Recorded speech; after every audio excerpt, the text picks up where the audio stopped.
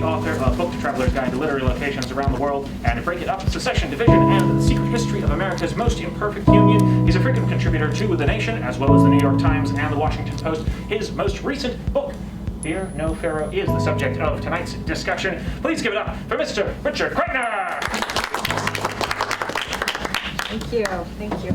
Well, I don't know if you all know, but Richard's book was reviewed in the Wall Street Journal this past week, and a really good review, and I can tell you I've read the book. This is a fantastic book. It's really, really, really beautifully written, narratively written, thought-provoking, and just the kind of depth that you just don't get very often. So we're really lucky to hear him talk about this. So, of course, my first question to you, Richard, has to be, why this book? Why did you write this book? I'm going to give you the big question. Yeah, it's a good one. First of all, thank you very much, Deborah, for coming. Deborah's book is also amazing. I reviewed it for Chronogram in the fall, totally unrelated to this We didn't event. realize this. Yeah, not at all, but it's an excellent book. Thank you to Oblong, and thank you to all of you for coming. Why did I write this book? It actually dates back to when I was an undergraduate at McGill. I've got some fellow McGillians in the back there. And I was taking a year-long course in American Jewish history, and I just kind of immediately glammed onto this question about American Jews and slavery and the Civil War. And what did one people, defined by an ancient experience of slavery, famously in Exodus, Passover, what did they do when they arrived and found refuge in a country defined by an ongoing experience of slavery, only they were not the people who were enslaved? That just, to my mind, immediately presented a whole range of fascinating ethical options and quandaries all along the way of what would you do. So I took an interest in Jewish abolitionists at first, and those who opposed slavery, and to what extent were they drawing on that tradition. So you started with the anti-slavery. The good guys, yes. Yeah, okay. Yes. Okay. A subtitle of the book could be The Good, the Bad, and the Ugly. Yeah. And I started with the good guys, who mostly I took an interest in. And I wrote this paper, and it just kind of stuck with me through the years. Through the 2010s, Black Lives Matter became a movement demanding a kind of national reckoning over slavery and its legacy. I was just sitting through Passover after Passover and Seder after Seder, just kind of not really feeling satisfied, that it felt like there was this big question that we were missing.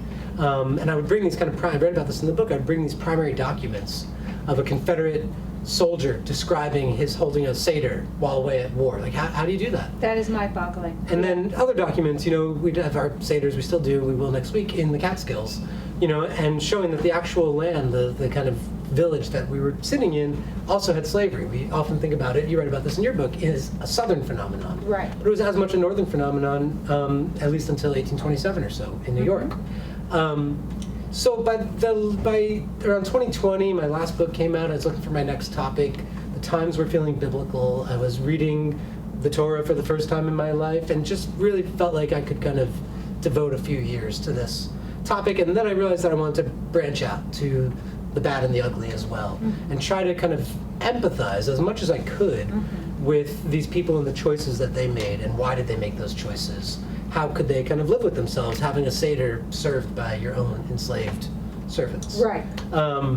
So that once I hit on that idea of not just doing the people who I admired, but the whole range of political and religious responses to this dilemma, I basically had the book. Yeah. And decided to focus on 6 characters against the background of this larger American Jewish encounter. Okay, stop. Yes, You're getting ahead of yourself, but this is good. For those of you who are not Jewish, the theme of the Seder is we were once slaves.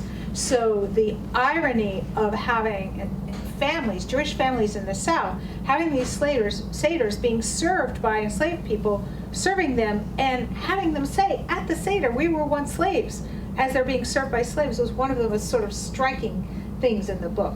Which strikes us, but what's interesting is that did not strike them. It did not strike them. They weren't uncomfortable. Did not see the irony. But no. The American, the Declaration of Independence talks about slavery. We want to be free from the slavery of the British without talking about the actual slavery that was happening in the country. So it's a similar kind of irony. I'd love to have you talk a little bit about the kind of the conundrum that Jewish immigrants to the United States faced.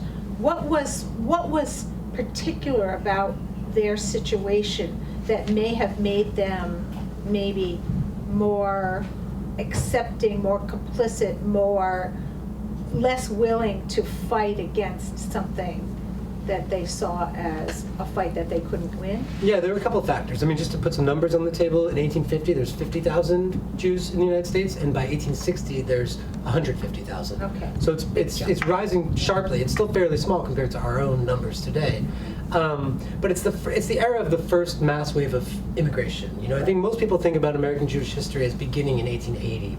With, you know, the massive wave of 2 million Eastern European Jews. But before that, in the 1840s, there was a smaller, but still substantial wave of Jewish immigrants, part of a much larger group of German-speaking immigrants coming to the United States in the 1840s and the 1850s. And that's along with Irish people as well. So it's the period in American life, in American history, when the percentage of foreign-born people in this country was the highest that it's ever been. So that's triggering a massive nativist backlash. The Know Nothing Party comes into being in the early 1850s. And Jews are not really part of that. They're not targeted by the Know Nothings immediately. And generally, where are people settling? Mostly, Jews. In New York, in the north? Mostly in the north. Okay. Not necessarily New York. Philadelphia's big, not so much Boston. Probably about 4/5 in the north, I would say. Okay. And that's for a couple of reasons. One, Southern life had slavery, which meant it was difficult to kind of break in if you're arriving with little money. Okay. And most immigrants, Jewish or otherwise, are going to the north. So there's this massive nativist backlash, and a lot of Jewish leaders, rabbis, editors, are worried about Jews getting kind of swept up in that antagonism. So they want to kind of keep their heads down and not say too much. Anti-immigrant. Yes. Immigrant. Yes. Antagonism. And anti-immigrant, nativism is linked up with abolitionism to a certain extent in the 1850s. A lot of the abolitionists, Wendell Phillips, not so much William Lloyd Garrison, though he was a little bit of an anti-Semite, were anti-immigrant, or were at least trying to kind of, get the attention of these nativist crowds and try to swing it towards the new Republican Party.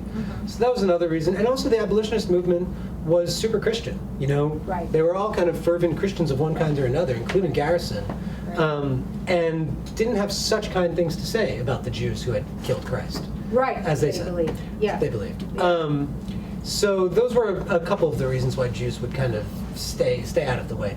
In the South, they didn't really need any excuse to not speak out against slavery because nobody could really speak out against slavery. That would have been virtually impossible. Very dangerous. Right. And those few who did really lost their livelihoods, not their lives, but were run out of town. There's a little section in the book where I talk about Southern Jews who did criticize slavery. One lost his job, the first Jewish professor at the University of North Carolina. He loses his job.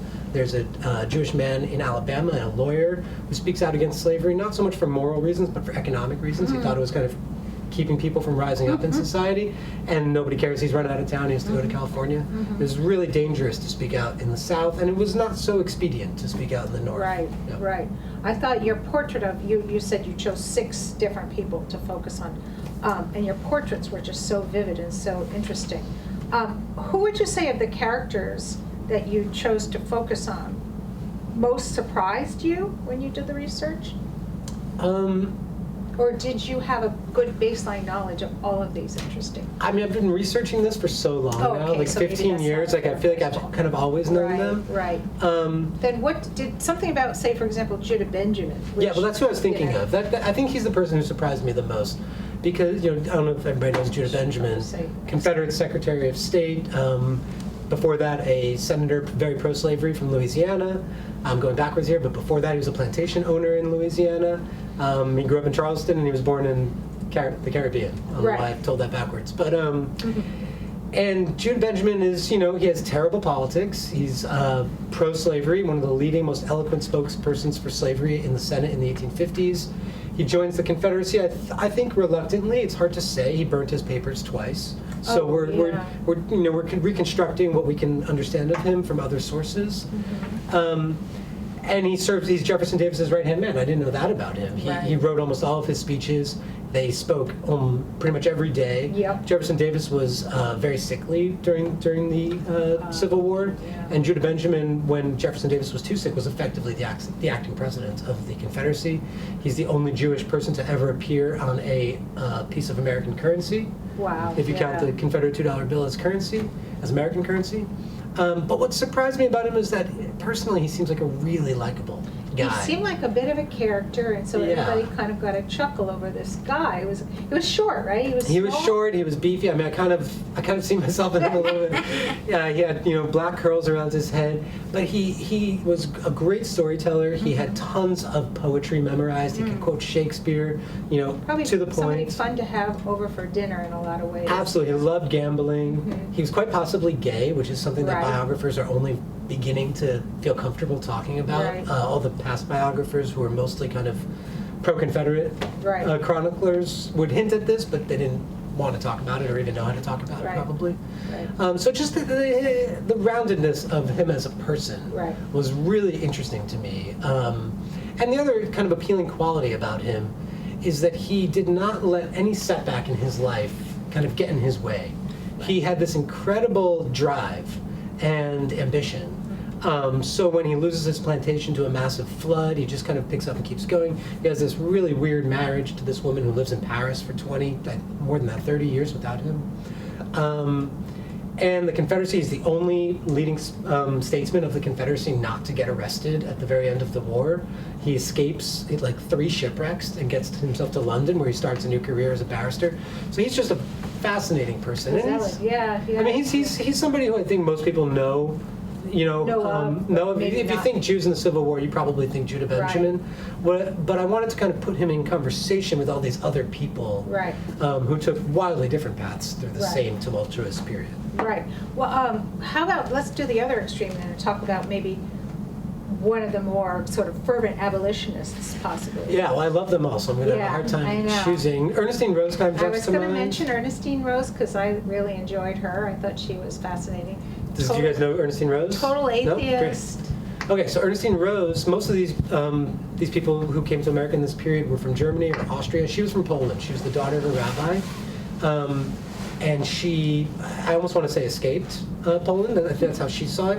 Her father tried to arrange a marriage for her that she did not want.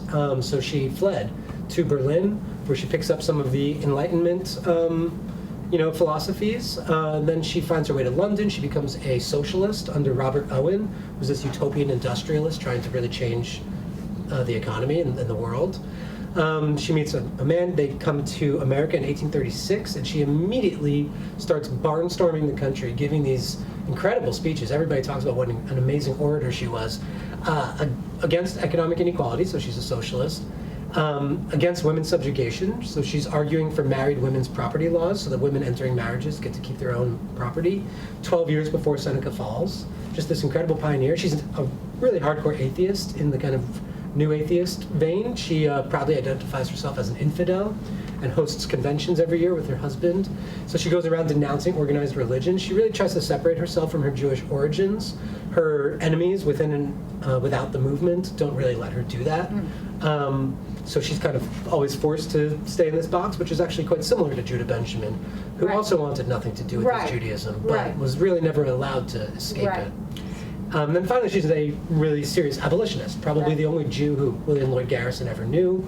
And she denounces slavery roundly. She even travels through the South with Susan B. Anthony in 1854, where Rose is the star speaker and Anthony is just her That's just amazing. assistant. Wouldn't you love to be a denouncing fly on the slavery. wall and just hear some of those speeches? Yeah, It's absolutely. just incredible to hear.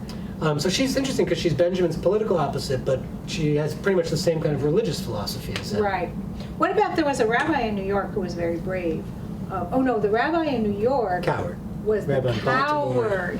He was making pro-slavery speeches,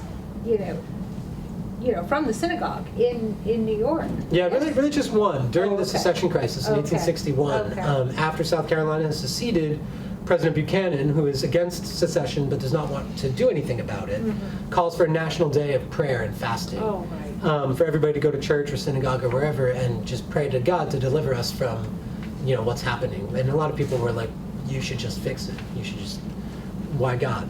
In any case, this rabbi, Morris Jacob Raffle at B'nai Jeshurun in New York, which is ironically now one of the more progressive synagogues in the city, delivers a sermon called The Bible View of Slavery, in which he's intervening in this debate that's raging. Slavery's tearing the country apart. It's a very religious country. Is the Bible for or against slavery? And at the time, a lot of people looked to Jews to kind of explicate the Old Testament. They were the authorities on at least the first part of it. Right. And Raffle kind of intervenes in this debate to say the Bible is for slavery. And it's blasphemy that the abolitionists say that it's not.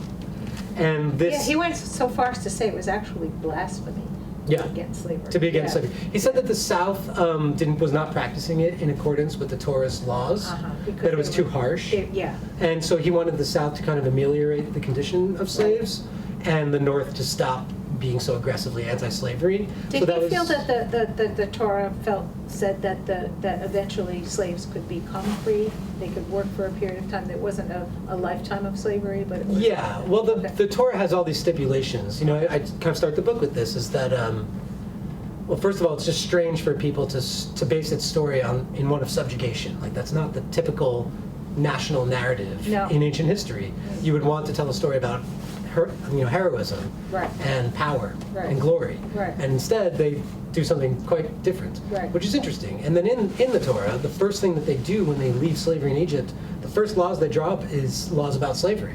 So they're going to keep having it, but they're going to introduce laws limiting it. But they don't abolish it, so that creates this debate that I'm This tracking. muddy area, yeah. So he's citing all those restrictions on slavery to say that slavery is allowed, but it should be more humane than it's practiced in the South. And he kind of presents this as a peace proposal. So if the North gives up something and the South gives up something, we can get together and avoid the Civil War. But obviously that doesn't happen, and instead it creates this massive debate that spirals well outside his synagogue and indeed outside Jewish circles into mainstream newspapers, the New York Herald Tribune, and all other ones, the New York Post, about this crazy debate that these Jews are having about slavery. And at that moment is when the heroic rabbi, David Einhorn, another of my Einhorn, characters, that's right, yeah. who is in Baltimore, speaks out and denounces Raffles' In pro-slavery Baltimore, which sermon. was a kind of a dangerous place for him to speak out against slavery. Absolutely. So he arrives in Baltimore in 1855 and immediately starts denouncing slavery. And his you can in reading the accounts of it, you can hear his parishioners or his congregants kind of squirming in their seats, getting pretty uncomfortable. Yeah. And then 1861, when he denounces Raffle and he denounces slavery, he's actually run out of town by a pro-slavery mob that's running rampage through Baltimore, not just to target him, but they were coming for him. And he leaves the city. He goes to Philadelphia, and his congregation writes to him and says, "Hey, you want to come back? But you have to be quiet about slavery. You can't say anything about slavery." He says, "No, I'm not going to do that." Yeah. So he's a really interesting, heroic figure who's known. He's known in big American Jewish surveys. You'll read about this episode, Right. but there's very little. He exclusively wrote in German. There's very little kind of rounding him out as a person. I don't read German myself. I hope somebody writes a biography of him someday. But I went through all the sources that I could Right. read to kind of build out his story of who he was. One of the interesting things I think about your book is the fact that there was no you couldn't say one big sweeping statement because there was such a variety of responses by Jews to slavery. and Civil One sweeping War. statement of what the Jewish position. There was no official Jewish position, but also you capture this sense of vulnerability, this sense that you if you stick your neck out, you are making a very deliberate choice and you are endangering yourself. So there were a lot of people who just felt, no, I will do the expedient thing and I will kind of go along in some way or another. Right. Well, that's introducing my other character, Isaac Mayer Wise. Right. Who's so of the rabbis, there's Raffle, who's the pro-slavery New Yorker. There's Einhorn, the anti-slavery Baltimore guy, and then the third one is Isaac Mayer Wise, who's more famous than any of them. He founded some of the major institutions of Reform Judaism, Hebrew Union College, some other ones. He had a very widely read newspaper called The Israelite, in which, in the wake of this whole debate between Raffle and Einhorn and a lot of other people about Jews and slavery and the secession crisis, and then after Fort Sumter, he publishes an editorial in his newspaper that says, "Silence our policy." So our policy on this, our policy as Jews should be silence. Let's just not get involved here. Let's not draw any attention to ourselves. We don't need it. This is a pretty good place for us. We're accepted as white, which is a very important piece of it. And we don't need to be rocking the boat here. He was personally anti-slavery, but even more so, he was anti-abolitionist because he thought that their religious fervor, their political fervor, would do no favors for Jews. It was too radical. It was too extreme. Yes, Yeah. and he is really a stand-in for a whole tendency, I think, of doing Jewish politics in this country. Okay, that's an interesting That's thing. off on another tangent. Well, I want to talk also because you have some interesting things about how after the Civil War, things got more complicated. There was more of a sense of anti-Semitism that came in, even, isn't that true? Just sort of during the post-Civil War period? Yeah, well, it begins with the war. The war Yeah, itself, right. Like a lot of periods of civic disorder Yeah. in this country and elsewhere, Yeah. is accompanied by a massive, really an explosion of anti-Semitism Right. in the North and in the South. When things go bad, blame the Jews. Yeah, I mean, that had not really been a feature of Right. American life to that point. Right. It's not like the Panic of 1837. Right. But now there's a fairly large and increasingly visible Jewish presence in the country, and they're a pretty handy scapegoat. Right. So for, in the South, Judah Benjamin gets a lot of this criticism. Jefferson Davis was not universally popular among Southerners. There's a whole faction that were against him, and they took aim at the power behind the throne, Oh. Judah Benjamin, who was kind of the scapegoat for all of the Confederacy's diplomatic setbacks, economic troubles, military struggles. And then in the North, Jews got the blame for, what's become a common anti-Semitic trope of, profiteering off the war rather than fighting in it. Right. And the most famous or the most notorious anti-Semitic policy that's ever been adopted by the U.S. government was Ulysses S. Grant's Order Number 11, issued during the Civil War, which is when Grant was not yet the commander-in-chief of the Army, or the general-in-chief, but had his own little military district in Mississippi and Kentucky. And he issued an order banning all Jews from his district, just all Jews. That had never been done before. The South didn't try anything like it. And they tried to put it into effect and actually started clearing Jewish families from a town, Paducah, Kentucky, some of whom made their way all the way to Washington, D.C. to meet with Lincoln to ask that he overturn the order, which he did. And that's usually been celebrated in most accounts as a very kind of triumphalist moment in which, the Jews organized, pled for their rights, and were acknowledged, and their wishes were granted. I see it quite differently as a fairly traumatic moment, and that even though Lincoln overturned the order, American Jews at the time, especially leaders, didn't really forget what had happened, Right. and they saw the ground kind of falling out beneath them. Things that they thought were stable were not so stable. Exactly, and then Yeah. after the war, the Gilded Age is another period of really serious anti-Semitism. Here in Saratoga Springs, there's a famous incident where a Jewish businessman named Joseph Seligman, who made his fortune during the war, is denied entry to a major hotel in Saratoga Springs. That's kind of considered the starting gun, to use a Saratoga metaphor, of a new kind of anti-Semitism in American life. Jews are banned from Coney Island. And all this begins, I think, in the Civil War. So though the story of American Jews in the Civil War has often been told as, again, like a triumphalist, kind of feel-good account of Americanization. We fought in the trenches with non-Jews, and it was a way of kind of, the blood that was spilled on the battlefield is what I call a down payment on belonging. I think quite the opposite, actually. It was actually kind of a destabilizing experience. And it led to certain attitudes being adopted before that next big wave of East European... What was the destabilizing experience? The war the itself? anti-Semitism. The anti-Semitism yeah. destabilized. Destabilized this Right. sense of belonging that American Jews before the war, partly because Okay. of slavery, because prejudice was directed on a different group. Right. Now, after the war, after emancipation, I think they feel significantly less secure.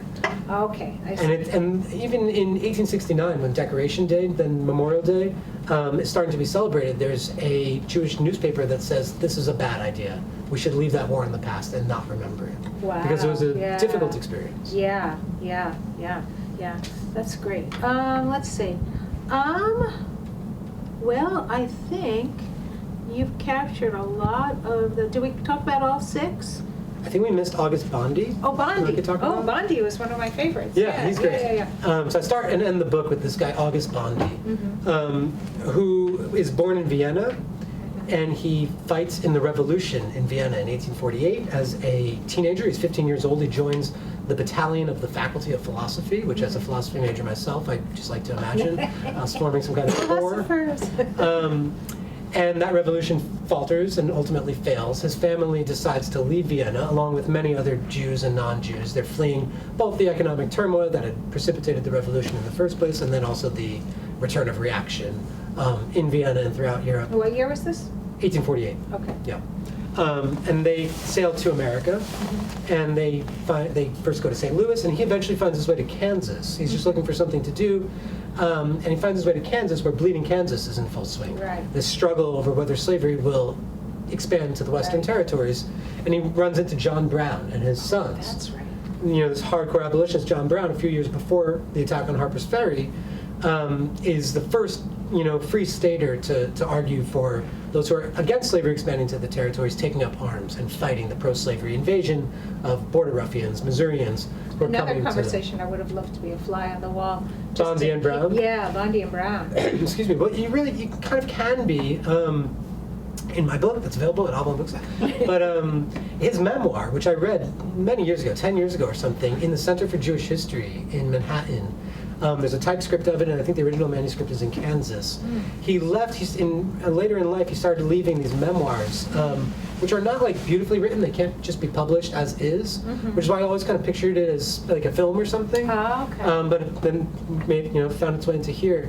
But he just left this incredibly detailed memories of what it was like to camp out with John Brown in Kansas and fight what were effectively the first battles of the Civil War. Yeah. And it was it was small scale, but they had cannons, and the Americans were fighting Americans for the first time. Right. And then eventually joins the Union Army. He's wounded. He goes home.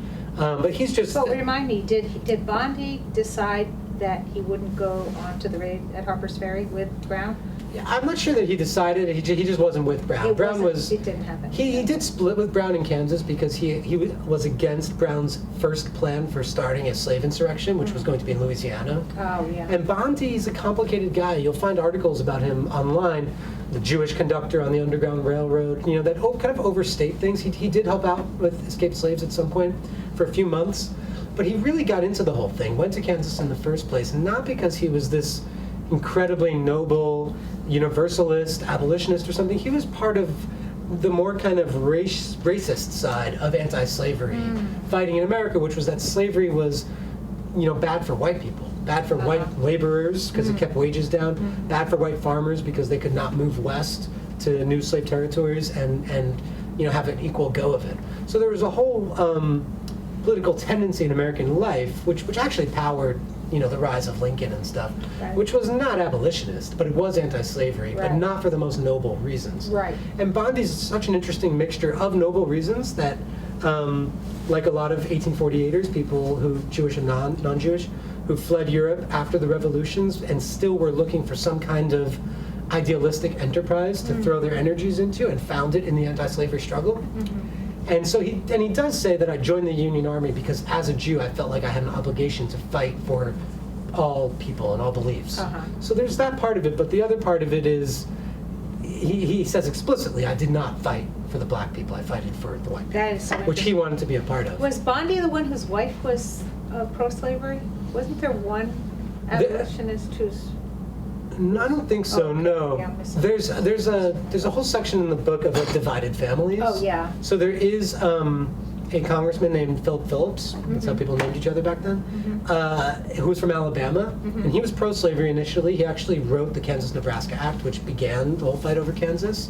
But then, as Southerners get increasingly radical, he started to retract a little bit, and he was against secession. While his wife Eugenia was for secession and pro-Confederate, and she was arrested twice during the war, once in D.C. and once in New Orleans for being a Confederate spy. Wow. And they both left incredible memoirs that I draw on that are really colorful. When she's arrested in New Orleans, she's sent to this prison island in the Gulf of Mexico, the Gulf of America, excuse me.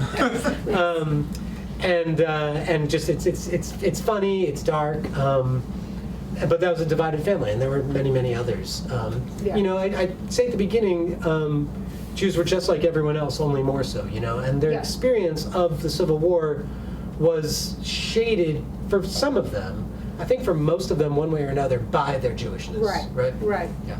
Well, how many years would you say it took you to? How many years have you been working on this book?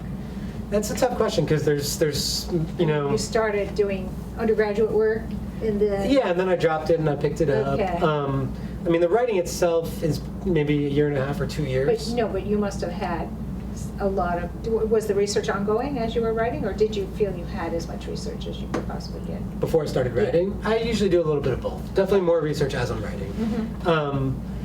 But yeah, I think I turned my full attention to this book right around COVID, so Okay. winter of 2020. Okay. Yep. Named my son, who was born in March, Jeremiah, because I was so steeped in, Oh, that's great. the Torah. But I'm always, I've got documents open on my computer for the next 5 books, so it'd be hard to say how long I've been working on it. Did it make you feel differently?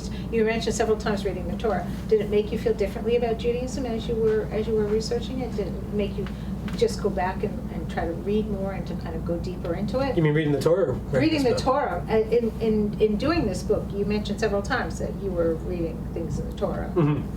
Yeah, I mean, only really at the beginning, if I'm being honest. I mean, the whole enterprise, I think, has allowed me to kind of see my Jewishness differently. My last book was a history of secession in the United States, which was, not to overstate it, but each one's kind of autobiographical in a way. Right. Where the first, that allows me to kind of explore my very ambivalent, ambiguous feelings about being an American, and this one allowed me to explore my very ambiguous, ambivalent feelings about being Jewish. Jewish American. Yeah, and I'm not sure that I've arrived at any kind of radically different place that I Right. started at, but deeper and more complex. Right. Well, that's interesting. I think most authors do have to, if you're going to devote that many years of your life to a book, it has to be deeply personal in some Right. way. Right. Otherwise, it's just not going to be that good a book, I think. Right. That's my feeling about it. Yeah, I mean, I think academics have their own kind of incentive Yeah, that's structures, true. which is why it's so great that we're not. Yeah. Yeah. Sorry if there's any Yeah. academics here. Yeah. Yeah. Well, I think I would love to see if we have any questions for Richard. We've covered a lot of the waterfront. I think a lot of it is just, you have to read it, and it's a fast read, it's a good read, it's a kind of a well-paced story, so you never feel as if, oh God, I have to read another chapter, because you want to know what's going to happen next, even though you know the larger story, but you don't know as well the deep dive into these individual stories, which I found Thank utterly you. fascinating. I mean, in lieu of any immediate questions, I could read a passage. Should I do that? Yeah, Yeah, is that all right? That'd be a great idea. Okay. Should I read the beginning? Do you want something from the beginning or from the meat of the book? Me. Meat. Okay. Good guys or bad guys? Bad. Bad? Oh, okay. All right, I will. It's like a whole party game you could do. What'd you say? It's like a whole party game. Yeah, exactly. All right, so this is chapter 9. It's called A Storm Vast and Terrible. In June 1862, as the Union Army crept up the Virginia Peninsula towards Richmond, a rabbi in Chicago mulled a difficult question. A few years earlier, Bernhard Felsenthal had gotten in trouble with the board of his synagogue in southern Indiana for endorsing John C. Fremont's anti-slavery campaign for the presidency. He then declined to apply for a rabbinical post in Mobile because accepting it would have required staying silent about human bondage. Now at the helm of a Reform congregation in Chicago, Felsenthal felt free to speak his mind on the issue tearing the country apart and the American Jewish community along with it. Felsenthal's article, Die Juden und die Sklaverei, that's my best, The Jews and Slavery, ran in the Illinois Staatszeitung, a popular journal among German-speaking Republicans, both Jews and Gentiles, who still fired up with the fervor of revolutionary ideals from 1848, tended to be pro-union and anti-slavery. Yet, as Felsenthal observed with chagrin and bafflement, Southern Jews were overwhelmingly supportive of both slavery and the Confederacy. How is it possible, the rabbi mused, quote, that members of a tribe which for millennia has been oppressed, persecuted, and enslaved are defenders of the most shameful institution on earth, slavery, and enemies of the struggle for freedom? Felsenthal was mystified, as generations of American Jews have been ever since, that a community haunted by its own history and still oppressed in Europe would support the perpetuation and extension of bondage in a land supposedly devoted to liberty and equality. It was astonishing, he wrote, that, quote, people who each morning and each night thank God for freeing their fathers from Egypt's enslavement, whose brothers and relatives in the old world today still have to petition and agitate for their own emancipation, here reveal themselves as fanatic apologists for Negro slavery. It still surprises many to learn that Jews living in the Confederacy embraced breaking up the Union at least as fervently as their brethren in the North supported its preservation. By 1861, Jews could be found in every prominent southern city and most of the larger towns, even in remote backwoods outposts. Many were shiftless salesmen wandering from farm to farm, town to town, peddling their wares. Others had graduated to shopkeeping. A rare few were teachers, lawyers, and doctors. Some were planters. Native-born Jews and new arrivals alike felt grateful to the states and the section that had accepted them, even more than in the North, as fully credentialed members of society. That is, as white. Southern Jews did not support the Confederacy or join its armies solely because they wished to curry favor with their neighbors. They were part of the South. They shared the principles, practices, and prejudices of other whites. Right up to 1865, Southern Jews used their claimed property as cooks and maids, as assistants in their businesses, and as field hands. Some even hauled their slaves with them to the front lines. The rate of slave ownership among Jews in the South had dropped by more than half between 1850 and 1860, from 38% of Jewish adults owning slaves to 17%, partly because less wealthy immigrants who had a harder time raising the capital to purchase human beings came to make up a larger percentage of the region's Jewish population. But whether they owned slaves or not, most Southern Jews, like other whites, felt invested in the slave system and terrified of the consequences of abolition. The vast majority of Jews in the South supported the Confederacy, sincerely and wholeheartedly. There's little evidence to suggest they were engaged in an elaborate performance intended to convince others of a commitment to slavery that they did not in fact possess. There's instead plenty of evidence showing Jews, even in private, embracing the Confederate cause, both the perpetuation of slavery and the secession seen as necessary to secure it. The alliteration that I love to put is much more difficult when you read it out loud. Embracing the Confederate cause with as much passion and pride as other Southerners. Some even felt that as historically marginalized immigrants in the Old World, they had more at stake than most in ensuring that another class of people filled that role instead of them in the New. In a letter to his family, one Jewish soldier from Mississippi said he sympathized not with the enslaved, but with the poor victims of abolition despotism. While some Jews in the North saw the struggle against slavery as an outgrowth of their attempts to overthrow European absolutism in the 1848 revolutions, like August Bondy, immigrants who had settled in the South compared the Lincoln administration to the tyrannical regimes they had escaped. What was Lincoln's attempt to beat the slave states into submission, but an American version of Emperor Franz Josef's vicious suppression of the campaign for Hungarian independence? In Savannah, Jewish immigrants joined with other German speakers at a meeting in May 1861 to proclaim their allegiance to the Confederacy. Just as Jews and Christians together had manned the barricades in Europe to beat back the hired soldiers of despotic governments, the immigrants vowed they were again, quote, ready with heart and hand to defend the home of their choice, the Confederacy. If some Southern Jews may have had qualms about the peculiar institution or doubted the prudence of secession, most saw their aspirations as linked with the war for Southern independence and the establishment of a new nation dedicated to preserving the rights and privileges of whites, a favored class among which they were pleased to find themselves for once included. Jacob Wheel, Jacob Wheel, a cotton merchant in Montgomery, Alabama, had bought slaves to help establish his cotton dealing business in his new hometown, then freed them as soon as he could, believing, as he wrote his brother in Germany, that, quote, one man never has the right to own another man. But he also did not think the North had the right to take away property that had been legally purchased. Writing in the war-mad weeks after Fort Sumter, Wheel rejected both extremes, the fire-eating Southern secessionists and the anti-slavery Yankee meddlers. Quote, in this dispute for a man of reason is no place left, Wheel sighed. Of two evils, I choose the one more familiar. Victory for the South might usher good things for the Jews, even perhaps a new golden age. Defeat promised only more of what a long-suffering people needed least, immiseration and subjugation.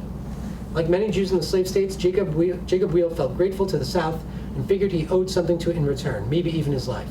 That was why he enlisted in the Confederate Army, he told his brother. Quote, this land has been good to all of us. That's really good there. It was very interesting because you mentioned there was a group of recruits in Macon, Georgia, of Jewish recruits, of Jewish segment. Yeah. Yeah, I think that's often been presented as an all-Jewish battalion. Yeah. There have been a lot of myths told about Jews in the Civil War, which I tried to overthrow. Yeah. There were a lot of Jews in that regiment, but it wasn't like an all-Jewish or even majority Jewish regiment. Any questions? Anyone have any questions? I have a question. How was Judah Benjamin able to rise to such a position in the Confederacy? I mean, was he a recent immigrant? Had he been in the U.S. for a long time? Yeah, good question. He was born in the Caribbean, so he's a British subject from birth, which ends up being important when he goes to London after the war. His family moves to Charleston when he's 10 years old, right after the Denmark Vesey Rebellion, and the bodies, of the accused are probably visible from the top floor of his house. So he grows up in Charleston, in a slave city. He goes to Yale. He's only the second Jewish student ever at Yale. He leaves under really mysterious circumstances. He, breaks his relationship off with his father, who's an interesting figure. He moves to New Orleans, very importantly, because in New Orleans, there's a lot more mixture going on. There's Jews, there's Creoles, there's French people, and he picks up French. So he's able to rise in New Orleans. He probably would not have been able to rise as far in Virginia or in Charleston, South Carolina. He buys a plantation in 1842, I think, to kind of further ingratiate himself with the planter class that's going to determine his political future and fate. And his side gig as a planter is cited when he's nominated for the Senate in 1852 as a reason why he should be nominated. He probably understands the needs of the larger kind of white ruler class in Louisiana. So yeah, that's pretty much it. He's able to rise in Louisiana and in New Orleans specifically. And then by the time the Confederacy rolls around, he's a prominent spokesperson. And Jefferson Davis wanted one person in his cabinet from each of the Confederate states. And Benjamin was kind of a natural choice for Louisiana. His first job was not Secretary of State, but Attorney General, because in addition to being a U.S. Senator, he was a really prominent lawyer. He argued in front of the Supreme Court. He was a corporate lawyer. His corporate interests sometimes aligned with his political, choices, as happened and happens now. So he was chosen as Davis's Attorney General, which was immediately a bad fit for various reasons. He was kind of above it. And then he was Secretary of War, which he had even less business being because he'd never been anywhere near a battlefield and was corpulent and could barely ride a horse. And all the Confederate generals were really hostile to him. The fat Jew sitting at his desk, they called him. I identified with him. So yeah, he was kind of able to rise. The Confederacy, Jews were I would say, more secure in the South up to the Civil War than in the North. I think that's partly because of slavery. Yeah, that is fascinating. What's next on your? Oh God. I know you're just talking about this book, but I'm sort of curious because you said something about you had a lot of tabs open. I do. I won't give the details on it. Okay. I can't because it's in front of my publisher right now. Oh, so you actually have a proposal? Yeah, well, yeah, and is this being live streamed or just taped? Just tape. Taped. It's looking good, so we'll see. I don't want to jinx it. Yeah. But I'll come back to Oblong when it's That's available. fantastic. I'll just say it's another sublimated autobiography. Yeah. This goes afield, but was there much discussion in Europe among Jews about the Civil War? Such a good question. I wanted to get to that and I did not. Oh. I've heard some things. There's a paper written in Hebrew, which I was not able to get translated, that I think may touch on this. I believe that there was some there must have been, it must have gotten back to them. I think there's some stuff in Lincoln studies about this, about, Jews came to America already knowing who the great emancipator was. And that's all I've got. Yeah. It's a really interesting question. Yeah, I for haven't sure. heard anything or looked into it. There's little snippets here and Yeah. there, but I did not do a deep dive on that question. It's a really good one. I'd like to know more about it. Okay. Yeah. Did you have a question? I did. I have two. I have a really ponderous one, and then I have a follow-up that should be a lot easier to clear the air from the first one. So it feels like kind of the opening assumption is, should people or should a people who have been through incredible injustice bear a memory through the generations that would allow them to sympathize with others in a similar position? Maybe I've got that wrong. I'm thinking about that. I read a piece this weekend that I urge you to read by Taffy I read it. Acker Fantastic. about the Holocaust and how Yeah. she didn't want to write Holocaust memoirs of a friend's father, and then she came to the decision to do it and to tell his story. And she talks about why she tells the story. It's beautiful, read it. But one of the takeaways is, if you're more than a generation or two from touching the hot stove, you don't know not to touch the hot stove. So my question for you having done this research is there anything that you see in the research from people grappling with these issues that allows a memory of pain and injustice to survive for more than a few generations, to be acted on for the sake of justice. Yeah, I mean, this is part of what I said at the beginning, the kind of wide range of responses, you know. So there's one guy in the book, Aaron Lopez, who's the most prominent, you know, slave trader in America at the time, and the most prominent Jewish slave trader, of course, of the time and of any time, in Rhode Island, in Newport, who was a victim of the Inquisition. You know, he comes to America, his family flees, you know, Iberia at some point. They're in exile for a long time. A lot of the Jews who were involved in the slave trade in the 17th and 18th centuries had been exiled by the Inquisition, so they felt it either in themselves or in their parents. It wasn't very, you know, it wasn't as long ago as Egypt, you know, that they felt themselves persecuted and oppressed. Aaron Lopez comes to America in 1750 at the age of 40 and gets circumcised. Like, he knew the pain.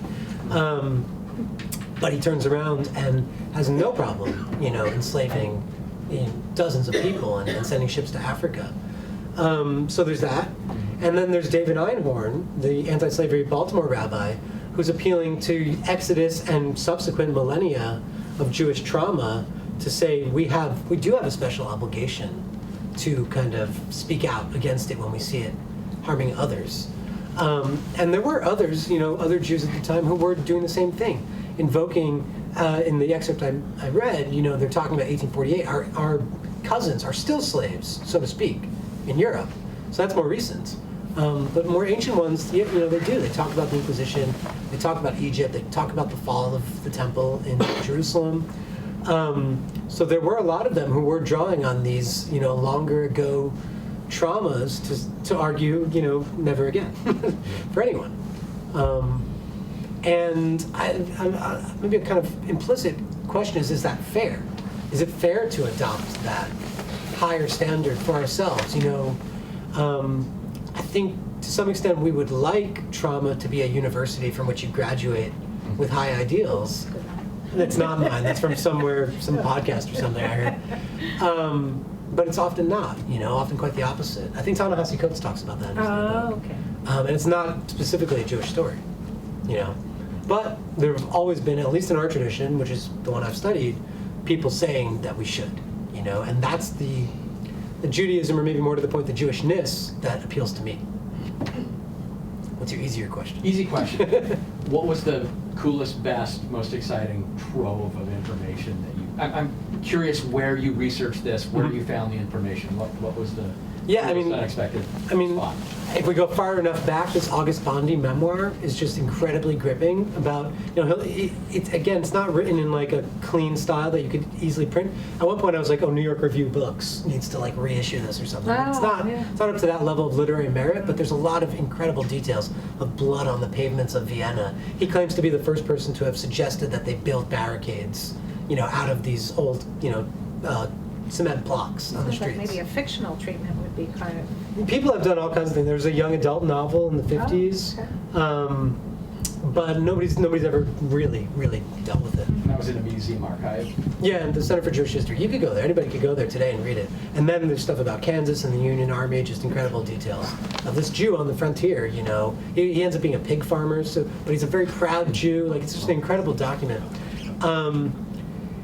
Other stuff, I mean, there's a 3-volume collection of Jewish memoirs from 1776 to 1865 that was put out by Jacob Rader Marcus, who's like the old granddaddy of American Jewish studies in like the 40s, and a lot of them have to do with the Civil War. And they're in these beautiful old volumes, the way they don't make books anymore. And I just, you know, read and harvested those, as I say. But then, you know, far more disturbing kind of archival discovery was this deposition that's in the book in Pennsylvania. In 1780, this guy who lived in Easton and was like a big macher, you know, big guy around town. Not Marx Lazarus, that's a later guy. His name's escaping me at the moment. Michael Hart.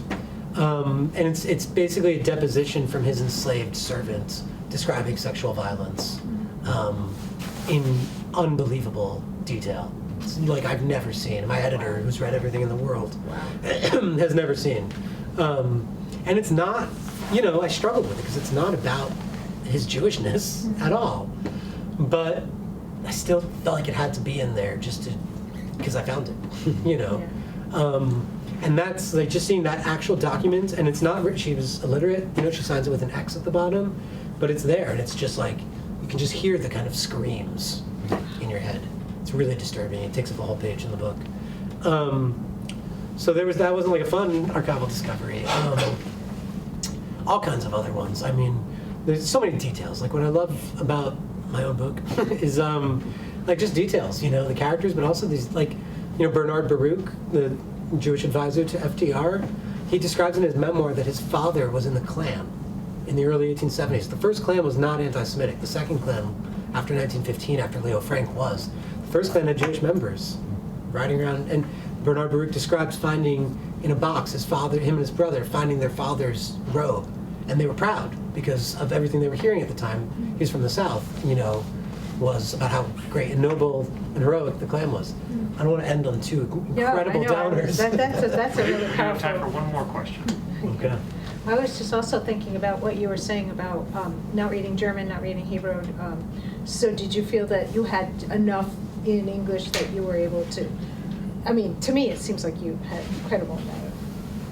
Do you think there was any kind of Rosetta Stone thing that you missed? No, that would that's be really- always the question. I for know, sure. isn't it? I mean, David Einhorn. I wanted to learn German to read David Einhorn's every word. Yeah. But there was a memorial volume put out about him in 1911 on his centennial by. I mean, he was really influential in Reform Judaism, not in the institutional way that his rival Isaac Mayer Wise was, but in a philosophical way. He's a fascinating person. That translated a pretty good number of his sermons, certainly the key ones, the Civil War ones.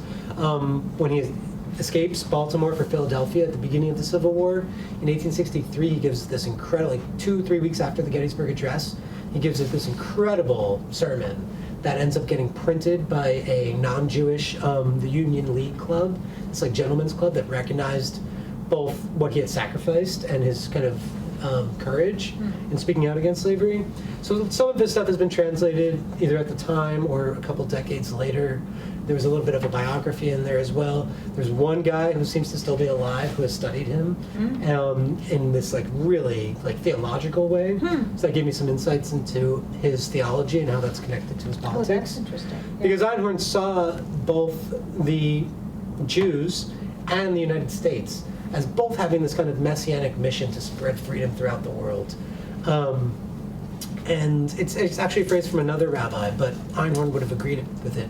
The idea that this other rabbi, who may have helped fugitive slaves escape to Canada from Detroit, where he was a rabbi, he described America as this otherwise blessed land, which I use as a chapter title. Yep. And that really encapsulates the anti-slavery Jewish view. Right. That this is a special place, we're very grateful to be here, but we need to get rid of this one blight on the landscape. And yeah, that's the book, that's the Yeah. talk. I highly recommend. Thank you so much.